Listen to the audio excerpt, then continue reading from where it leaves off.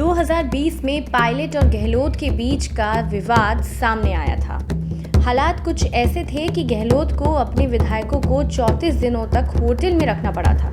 हालांकि आलाकमान के दखल के बाद विवाद शांत हुआ था और सूबे में गहलोत सरकार बच गई थी। लेकिन इसके बाद भी लगातार दोनों नेता इशारों में एक दूसरे के खिलाफ तल्ख बयान देते हुए राजनीतिक सरगर्मियां बढ़ाते रहे थे। लेकिन प्रदेश की जनता को भी इसका नुकसान उठाना पड़ा। अब विधानसभा चुनाव के दौरान दोनों नेता एक होने का दावा कर रहे हैं, लेकिन दोनों के बीच तल्खियां अभी भी कम नहीं हो रही हैं। सार्वजनिक तौर पर दोनों एक दूसरे से आमना सामना कम कर रहे हैं, वहीं अप्रत्यक्ष रूप से एक दूसरे पर हमला कर रहे हैं। गहलोत ने पायलट पर हमले करने में कोई कसर नहीं छोड़ी।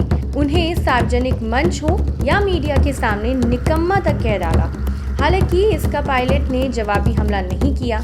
उन्होंने मुख्यमंत्री पद को लेकर भी अपनी महत्वाकांक्षा नहीं छोड़ी। कहीं ना कहीं उन्होंने आलाकमान को भी नाराज किया। उन्होंने यह तक कह डाला कि मैं मुख्यमंत्री पद छोड़ना चाहता हूं, लेकिन मुख्यमंत्री पद मुझे छोड़ना नहीं चाहता। अब चुनावी मौसम में पायलट और गहलोत की अंतर्कलह एक बार फिर खुलकर सामने आई है, जिसमें उन्होंने हाल ही में पत्रकारों के एक सवाल के जवाब में गहलोत का नाम लिए बिना हमला करते हुए कहा कि किसी के कहने से कोई मुख्यमंत्री नहीं बन जाता है। जनता के बीच खुलकर सामने आ चुकी अंतर्कलह और गुटबाजी और मुख्यमंत्री पद की महत्वाकांक्षा इस तरह खुलेआम जाहिर करना क्या उनके लिए चुनौती बनती जा रही है? क्या चुनाव में अंतर्कलह और फिर मुख्यमंत्री बनने की इच्छा जाहिर कर वह चुनाव जीत पाएंगे? इसका जवाब अब चुनाव के नतीजों के बाद ही मिलेगा। अशोक गहलोत ने आलाकमान को भी साधा है। इस वजह से पार्टी में कहीं ना कहीं अब भी अशोक गहलोत का ही दबदबा नजर आ रहा है, जिसका अंदाजा कांग्रेस की टिकट लिस्टों से लगाया जा सकता है।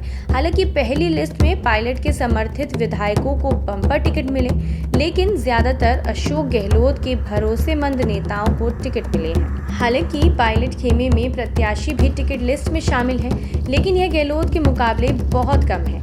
सभी लिस्टों में गहलोत कैंप टिकट बंटवारे में हावी नजर आ रहा है।